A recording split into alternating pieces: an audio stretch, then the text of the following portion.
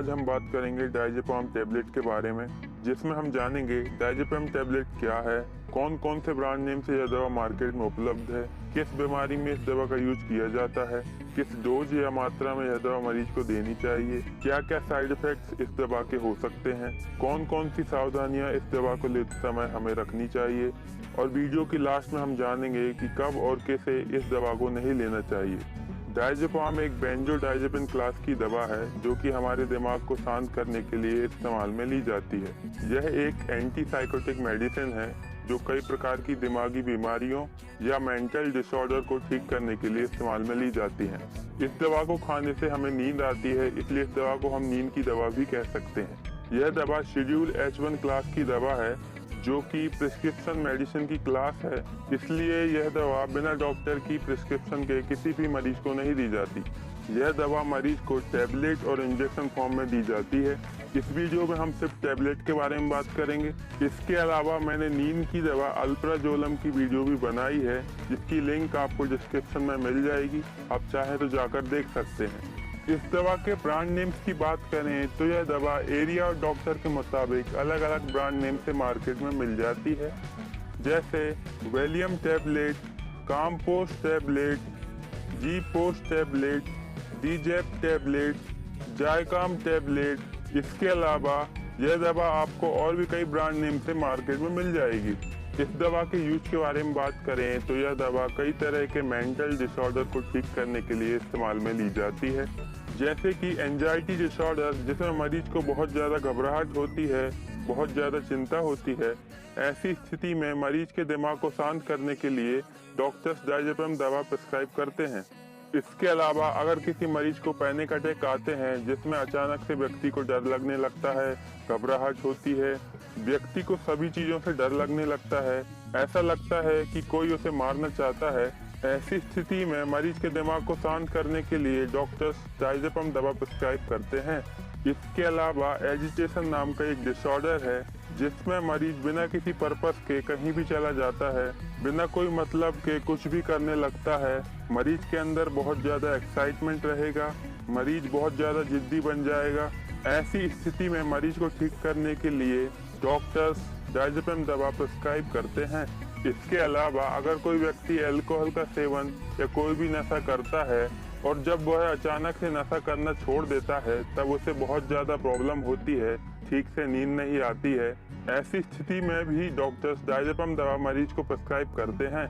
इसके अलावा अगर कोई मरीज बहुत समय से बेंजोडायजेपाइन ग्रुप की दवा का इस्तेमाल कर रहा है और अचानक से वह बेंजोडायजेपाइन ग्रुप की दवा का इस्तेमाल करना बंद कर देता है, तब मरीज को बहुत ज़्यादा प्रॉब्लम होती है, जिसे हम बेंजोडायजेपाइन विथड्रॉल सिंड्रोम कहते हैं। डॉक्टर्स ऐसी स्थिति में मरीज को डायजेपाम दवा प्रिस्क्राइब करते हैं। इसके अलावा अगर किसी मरीज को एपिलेप्टिक सीजर यानी मिर्गी के दौरे आते हैं या किसी कारण से सर में चोट लग जाने के कारण अगर किसी मरीज को दौरे आते हैं, उस समय भी यह दवा मरीज को प्रिस्क्राइब की जाती है। याद रखें, एपिलेप्सी में यह दवा खुद से ना लें। अगर डॉक्टर्स आपको यह दवा प्रिस्क्राइब करते हैं तभी यह दवा लें। इसके अलावा अगर किसी मरीज को इंसोम्निया यानी नींद न आने की बीमारी है, तब नींद लाने के लिए यह दवा डॉक्टर्स द्वारा मरीज को प्रिस्क्राइब की जाती है। अगर किसी व्यक्ति को रेस्टलेस लेग सिंड्रोम नाम की बीमारी है, जिसमें मरीज बार बार अपना पैर हिलाता रहता है, खासकर की रात में, यह आदत दिमाग के लिए सही नहीं है, इससे नींद में खलल हो सकती है। ऐसी स्थिति में डायजेपाम दवा मरीज को प्रिस्क्राइब की जाती है। इसके अलावा कई पेनफुल मेडिकल प्रोसीजर में मरीज को दर्दनाक मेडिकल प्रोसीजर को बुलाने के लिए डायजेपाम दवा का इस्तेमाल किया जाता है। इसके अलावा सर्जरी के पहले या सर्जरी के बाद मरीज को नींद में रखने के लिए इस दवा का इस्तेमाल किया जाता है। अब बात कर लेते हैं इस दवा के डोज के बारे में। यह दवा मार्केट में 2 mg, 5 mg और 10 mg की स्ट्रेंथ में मिल जाती है। यह दवा डॉक्टर्स की प्रिस्क्रिप्शन के मुताबिक ही लेनी चाहिए। यह दवा मरीज को एक टैबलेट रात को सोते समय खाने के बाद दी जाती है। इसके अलावा डॉक्टर्स मरीज को उसकी ज़रूरत के मुताबिक दिन में 2 या 3 बार लेने की सलाह दे सकते हैं। इस दवा को खुद से डोज बढ़ाकर कभी नहीं लेनी चाहिए, इससे जान जाने का खतरा हो सकता है। इस दवा के साइड इफेक्ट की बात करें तो इस दवा के साइड इफेक्ट में आपको सर दर्द होना, डिजीनेस होना, स्लीपीनेस फील होना, डबल विजन यानी हर चीज दो दिखना, मसल्स वीकनेस होना, ड्राई माउथ होना, कंफ्यूजन होना जैसे लक्षण नजर आ सकते हैं। इसके अलावा अगर आपको कोई और अनवांटेड साइड इफेक्ट देखने को मिले तो सबसे पहले यह दवा लेना छोड़ दें और अपने डॉक्टर्स की सलाह लें ताकि आपको फर्दर ट्रीटमेंट दिया जा सके। अब बात कर लेते हैं कि इस दवा को लेते वक्त हमें कौन कौन सी सावधानियां रखनी चाहिए। सबसे पहले कभी भी किसी भी मरीज को इस दवा का ओवरडोज नहीं लेना चाहिए। इस दवा के ओवरडोज लेने से आपको ड्राउजीनेस होना, मेंटल कंफ्यूजन होना, ब्लड प्रेशर का कम हो जाना, डिजीनेस होना, इम्बैलेंस होना यानी लड़खड़ाते रहना। इसके अलावा आपको कोमा में जाने या जान जाने का खतरा भी हो सकता है। अगर किसी मरीज ने इस दवा का ओवरडोज ले लिया है तो सबसे पहले उसे उल्टियाँ कराने की कोशिश करें और जितनी जल्दी हो सके उसे हॉस्पिटल पहुंचाएं ताकि उसकी जान बचाई जा सके।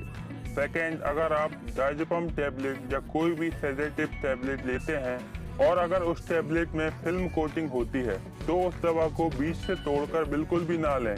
फिल्म कोटिंग टैबलेट को तोड़कर खाने से फिल्म कोटिंग ब्रेक हो जाती है और दवा तुरंत घुलना शुरू कर देती है, जिसके कारण आपको नशा सा लगने लगेगा और आप लड़खड़ाने लगेंगे, जिससे आपको सीरियस इंजरी जैसी प्रॉब्लम हो सकती है। अब बात कर लेते हैं कि कब और किसे यह दवा नहीं लेनी चाहिए। जैसे किसी भी प्रेग्नेंट वुमन या ब्रेस्ट फीडिंग मदर को यह दवा नहीं लेनी चाहिए। अगर आपको ग्लूकोमा नाम की आंखों की बीमारी है तो यह दवा ना लें। अगर आपको लीवर डिसीज है या फैटी लीवर की प्रॉब्लम है तो यह दवा बिल्कुल भी ना लें। अगर आपको किडनी की प्रॉब्लम है तो यह दवा बिल्कुल भी ना लें। सीवियर डिप्रेशन की बीमारी अगर किसी मरीज को है तो यह दवा बिल्कुल भी ना लें।